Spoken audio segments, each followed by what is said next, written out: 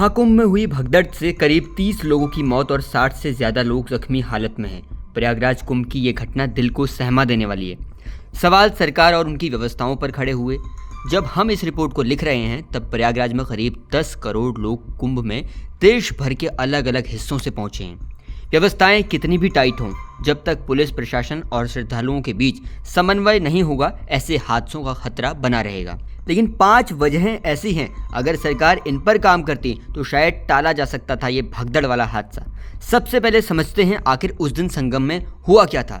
एक नज़र टाइमलाइन पर देखिए। इस बार कुंभ का मेला क्षेत्र 4000 हेक्टेयर जमीन पर फैला है, जिसमें कुल 25 सेक्टर हैं और 41 घाट हैं।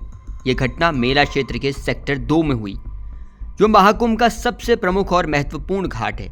इस घाट को संगम घाट या संगम नोच भी कहा जाता है। गंगा, यमुना और सरस्वती नदी का मिलन यहीं पर होता है। श्रद्धालु मानते हैं उन्हें असली पुण्य तभी मिलेगा जब वो इस संगम में डुबकी लगाएंगे। 28 जनवरी को जो श्रद्धालु गंगा यमुना नदी के घाटों पर मौजूद थे, वो अगले दिन मौनी अमावस्या पर स्नान करने संगम घाट की तरफ बढ़े, जिससे संगम घाट पर भीड़ का दबाव बढ़ गया और भगदड़ जैसे हालात पैदा हुए। प्रशासन की तरफ से टाला जा सकता था हादसा, अगर वो श्रद्धालुओं से की गई अपील का पालन करवा पाती तो।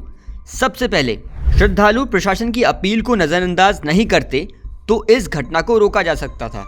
डीआईजी वैभव कृष्ण ने घटना के कुछ देर पहले लाउड स्पीकर पर यह अपील की थी कि लोग घाटों पर रात भर ना रुकें, क्योंकि इससे आने वाले दूसरे श्रद्धालुओं को परेशानियां हो सकती हैं।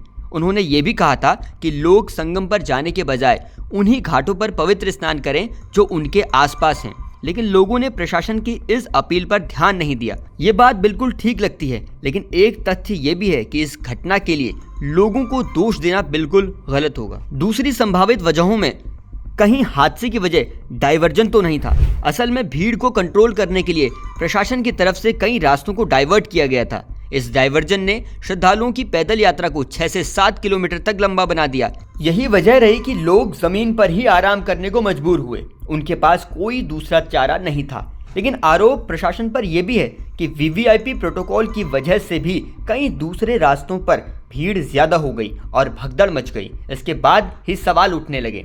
तीसरी संभावित वजह, क्या भगदड़ वाले हादसे के लिए वीवीआईपी प्रोटोकॉल को माना जाए जिम्मेदार? असल में मौनी अमावस्या के दिन एक मार्ग को अखाड़ा रोड बताकर आरक्षित रखा जाता है। ये कोई आज की परंपरा नहीं है। मौनी अमावस्या के दिन साधु संतों की परंपरा के अनुसार संगम नोच पर ही स्नान करना होता है। जो आम श्रद्धालु होते हैं वो गंगा और यमुना नदी के घाटों पर डुबकी लगा सकते हैं। चौथी संभावित वजह यह है कि क्या भीड़ के सामने बेबस हो गए सुरक्षाकर्मी।